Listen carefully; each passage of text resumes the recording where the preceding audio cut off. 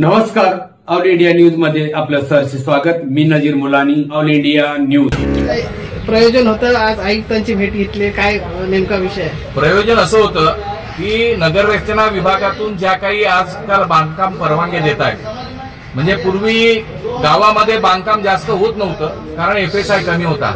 आता जास्त एफएसआय वाढल्यामुळे गावांमध्ये बांधकाम होतं। परवानगी देताना ज्या पद्धतीने दस्तऐवजांची आणि सर्व बाबीची पूर्तता व्हायला पाहिजे आणि जेवढ्या चालाकीने व्हायला पाहिजे ती न झाल्यामुळे जिथे बांधकाम होणार आहे त्या बांधकामा जागेमध्ये सुद्धा असलेल्या हक्कदारांचा आणि लगतच्या हक्कदार कब्जेदारांना भूमिपुत्रांना त्रास होत होता।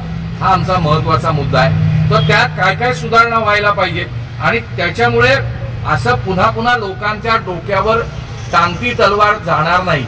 म्हणजे एकाची 4 घरं ही TLRच्या नकाशात नसताना आर्किटेक्टनी किंवा फिजिकल नकाशा दाखल केला आणि ती 4ही घरं वर बांधकामाची परवानगी महापालिकेने दिली।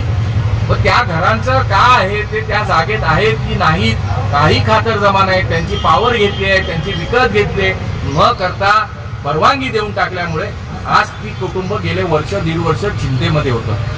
आता त्याच्यावर अंतिम कुठेतरी निर्णय आलेला आहे। अशा अनेक विषय होते, त्या विषयांमध्ये भविष्यात जो टाउन प्लॅनिंगचा नवीन जो नकाशा येतोय टाउन प्लॅनिंग आपला प्लॅनिंगचा, त्याच्यामध्ये काही सजेशन तर आयुक्तांनी मान्य केलं की तुमची सगळी सजेशनसाठी मी एक नोडल ऑफिसर देतो, त्या नोडल ऑफिसरच्या माध्यमातून तुम्ही ती सजेशन आणून देत चला।